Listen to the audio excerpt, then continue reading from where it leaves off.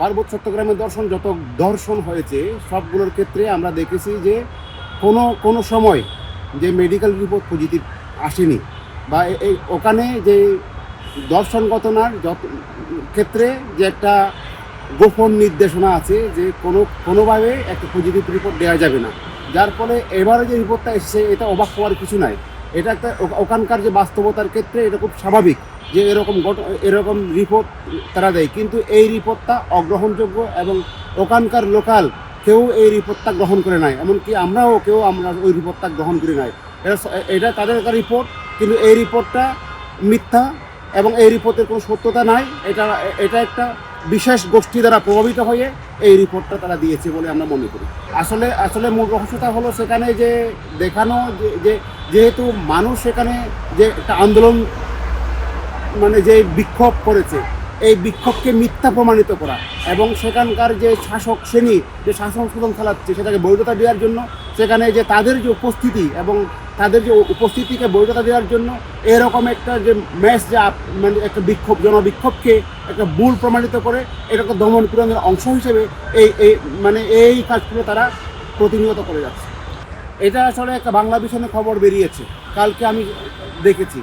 এটা খাগড়াছড়িতে না, সেটা বলা হয়েছে ভারতে 6টা ঘাঁটি আছে, ওই ঘাঁটি থেকে ইউপিডিএফ সেখানে ট্রেনিং নিচ্ছে এবং ভারত সহযোগিতা করছে, এরকম একটা রিপোর্ট বাংলাদেশে আমি দেখলাম। কিন্তু এই রিপোর্টটা সম্পূর্ণ একটা বানোয়াট ভুয়া একটা রিপোর্ট, এটা গুজব।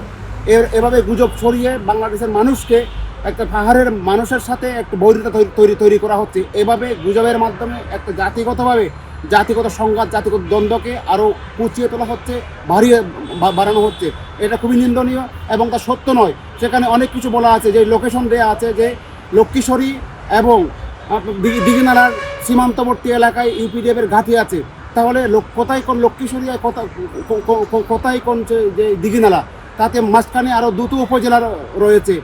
তো এভাবে কোনো সীমান্ত হতে পারে না। সীমান্ত যদি হয় একই সাথে তার লাগোয়া একসাথে হতে হবে। এটার এমনকি লক্ষ্মীছড়ি উপজেলার কোনো ভারতীয় সীমান্ত নাই।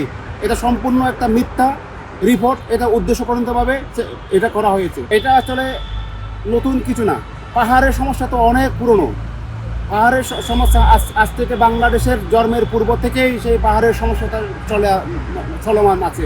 এমনকি ব্রিটিশরা যখন চলে যায় উপমহাদেশ থেকে 1947 সালের, তখন থেকে পাহাড়ের একটা সমস্যা সৃষ্টি হয়েছে। আসলে আপনি কল্পনা করে দেখুন, একজন কিশোরী সে যদি দর্শনের শিকার হয় এবং তাকে নিয়ে যদি আরও নানা রকম প্রচারণা অপপ্রচার চালানো হয় এবং তার যে একটা ঘটনাকে আরও মিথ্যা প্রমাণ করার জন্য নানা রকম অপতৎপরতা চালানো হয়, সে নিজেই একজন মানসিকভাবে সে ভেঙে পড়া এবং তার উপর যদি আরও নানাভাবে তাকে সেই ঘটনাকে ভিন্নভাবে প্রভাবিত করার জন্য উল্টো তাদেরকে বিপদে ফেলার একটা আশঙ্কা থাকে, তখন সেই পরিবারের অবস্থা কেমন হয় সেটা আমরা চিন্তা করলে পাই। যেহেতু তার বাবা বিবিসিকে সাক্ষাৎকার দিয়েছেন যে আমার তো এখন কান্না করার ছাড়া কোনো আর পথ নাই, আমি কোথায় যাব। তাকে যখন প্রশ্ন করা হলো যে আপনি কি ইয়েতে যাবেন কিনা, আদালতে শরণাপন্ন হবেন কিনা, সে বললো যে আমার তো কোনো টাকা পয়সা নাই, আমার অর্থ করি নাই, এমনকি আমি এও মনে করি যে উচ্চ আদালতে গেলেও কিন্তু আমি সুবিচার পাবো না, সেখান থেকেও আমি আমার যে বিচার সেই বিচার পাবো না, সুতরাং আমার ওখানে গিয়ে তো কোনো লাভ নাই।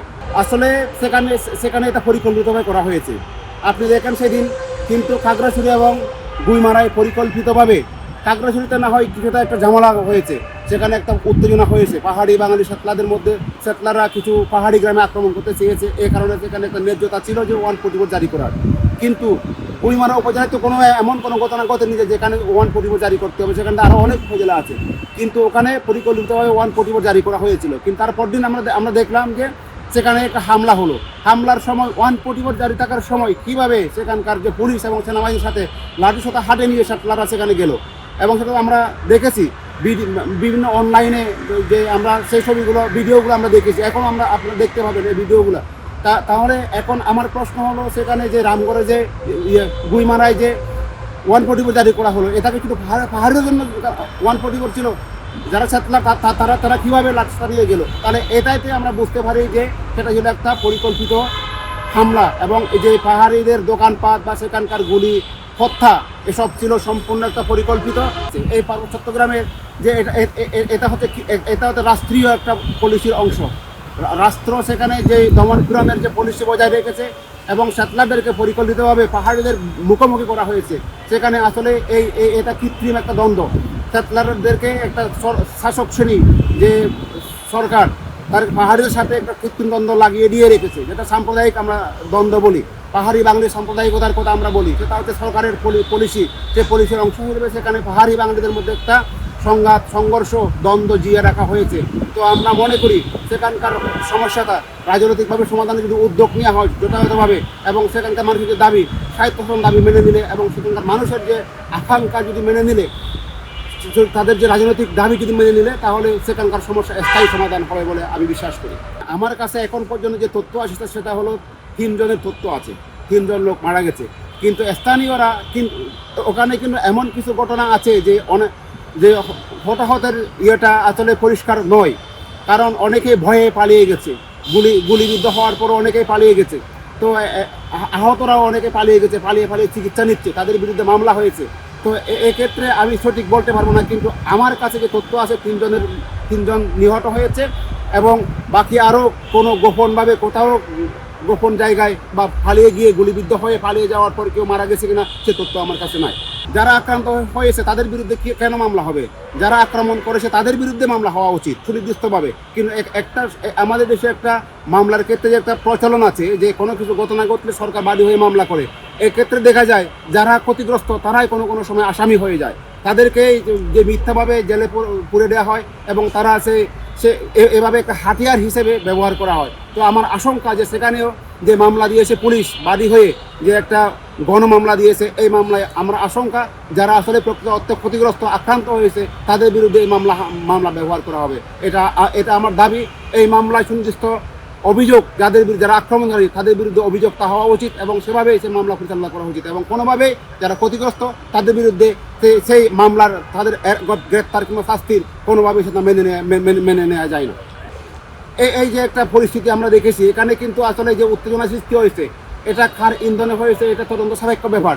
কিন্তু আমি যেটা দেখেছি ব্যক্তিগতভাবে নানাভাবে, যে আমি যে তথ্য পেয়েছি, সেক্ষেত্রে আমি এটুকু বলতে পারি যে ঘটনা এটা পরিকল্পিতভাবে এত দূর ঘোরানো হয়েছে। আপনি দেখেন যে যেদিন আপনার খাগড়াছড়িতে এই যে চলছিল, আপনার অবরোধ চলছিল, সেদিন পরিকল্পিতভাবে আপনার পাহাড়িদের গ্রামে গিয়ে একদল সেটলার আক্রমণ করে বসে। তারপরে এটা ঘটেছিল আপনার খাগড়াছড়ির উপজেলা এলাকায়, খেজুরবাগান এলাকায়। তো ওখানে আপনি দেখবেন সেখানে কোনো সেটলার বসতি নাই কাছাকাছি, কিন্তু তারা গিয়ে কোথা থেকে, এমনকি পিকেটারাও পিকেটিং করছিল না ওই জায়গায়, তারা নিজেরাই গিয়ে ওখানে গিয়ে মানুষকে হয়রানি করা শুরু করেছে এবং নানাভাবে হেরাস্তা করা শুরু করেছে। ফলে একটা পাহাড়ি বাঙালি একটা সংঘর্ষের পর্যায়ে চলে যাওয়ার অবস্থা হয়ে গেল। তারপরে 144 জারি করলো। 144 জারি করার পরও কিন্তু সেনাবাহিনী চলে আসলো, পাহাড়িদেরকে নিবৃত্ত করার চেষ্টা করলো, পাহাড়িরা শান্ত হয়ে যায়। পরে দেখা গেলো এক পর্যায়ে সেই সেটলাররা ওখান থেকে সরে গিয়ে আবার মহাজন পাড়াতে আক্রমণ করা শুরু করলো সেনাবাহিনীর উপস্থিতিতে। এটা কিন্তু খুবই লক্ষণীয় ব্যাপার। তো এভাবেই কিন্তু একটা ঘটনাকে সাম্প্রদায়িকতার দিকে নিয়ে যাওয়া হলো পরিকল্পিতভাবে। এটা কারা করেছে এটা আমি জানি না, কিন্তু তদন্ত করা দরকার যে সেনাবাহিনীর সামনে কেন এভাবে তারা হামলা করবে। এটা আওয়ামী লীগ জড়িত থেকে থাকে বা বিএনপি জড়িত থেকে থাকে, অথবা প্রশাসনের কোনো ব্যক্তি বা কোনো কর্মকর্তা বা সেনা কর্মকর্তা যদি সেনা সদস্য যদি কেউ জড়িত থেকে থাকে, এবং তাদেরকে তদন্তপূর্বক একটা আইনের আওতায় নিয়ে আসা উচিত। আর যদি কোনো প্রমাণ থাকে সরকারের কাছে, এটা শুধু মুখে না বলে, যদি কোনো আওয়ামী লীগ বা অন্য কেউ জড়িত থেকে থাকে তাদেরকে তদন্ত সাপেক্ষে তাদেরকে গ্রেপ্তার করে শাস্তি দেওয়া উচিত। এটা অনেক আগে থেকে আমরা দেখেছি, ওখান থেকে যে সমস্ত সংবাদ চলে আসে ঢাকায়, কিন্তু আমি বারবার বলি যে আসলে এটা সত্য প্রকাশ হয় না প্রায় সময়। এটা কেন হয় না? অনেক সময় অনেকেই মনে করে যে সেখানে একটা সাপ আছে, একটা সেখানে গোপন একটা নির্দেশনা আছে, একটা বিশেষ শক্তি সেখানে প্রভাবিত করে এই সংবাদগুলো আসার ক্ষেত্রে। কিন্তু এটা আমরা সঠিক জানি না। কিন্তু বারবার আমরা দেখি কোনো ঘটনা ঘটলে আর কোনো কিছু হলে পরে ওখানকার ঘটনাগুলো যারা সংবাদ কর্মী আছেন, যারা সাংবাদিক রয়েছেন, তারা কিন্তু আসলে প্রকৃত সত্য তুলে ধরতে ব্যর্থ হন। বারবার সেটা আমরা দেখি, এইবারেও আমরা দেখেছি। প্রায় দেখা যায় যে ঘটনাগুলো একদম বায়াস, বিশেষ একটা পক্ষের দিকে চলে যায়, সেখানকার প্রকৃত সত্য উঠে আসে না। এটা কিন্তু খুবই দুঃখজনক। এই ঘটনা হওয়া উচিত না। তবুও আমরা দেখি যে সেখানে নানা রকম উল্টাপাল্টা রিপোর্ট তারা প্রকাশ করে, অর্থাৎ সেখানে যা নয় তা এখানে প্রকাশ করা হয়। আমি বারবার বলি, ঢাকা থেকে খাগড়াছড়ি বা রাঙামাটি বা বান্দরবানের দূরত্ব বেশি না, খুব বড় জোর আপনার 200 থেকে 300 কিলোমিটার ইয়ার ডিস্টেন্স হবে, কিন্তু এই দূরত্বের জায়গা থেকে কিন্তু ঢাকায় বসে আমরা সঠিক তথ্য পাই না। এটা হচ্ছে সবচেয়ে বড় দুর্ভাগ্যজনক ব্যাপার। কিন্তু এই কারণে ওখানে বিভিন্ন উস্কানি দেওয়া হয়, এই খবরের মধ্যে উস্কানি থাকে, সংবাদের মধ্যে উস্কানি থাকে, এখানে পাহাড়ি বাঙালির মধ্যে উস্কানি দেওয়ার মধ্যে সেখানে একটা রসদ থাকে। সুতরাং যে সমস্ত সংবাদগুলো প্রচার হয় এটা খুবই অনাকাঙ্ক্ষিত, এবং এই যে মিথ্যা এবং গুজবের মতো সংবাদ, এটা আমরা আশা করি না। আমার যেটা সাংবাদিকতা যারা করছেন, যারা রয়েছেন, তাদেরকে ভয় ভীতির ঊর্ধ্বে উঠে এসে সত্য বস্তুনিষ্ঠ সংবাদ প্রচারে তাদেরকে এই শপথ নিতে হবে। কারণ সংবাদপত্র হলো একটা সত্যকে প্রকাশ করার, তার একটা থাকে, প্রধান শর্ত হলো সত্যকে প্রকাশ করা, কারো পক্ষে হয়ে লেখা নয়। তো আমরা চট্টগ্রামের ক্ষেত্রে এরকম পরিস্থিতি বা এরকম সংবাদ, বায়াস সংবাদ বিশেষ পক্ষের যায় বা সেখানে সাম্প্রদায়িক উস্কানি থাকে, এরকম কোনো সংবাদ আমরা আশা করি না।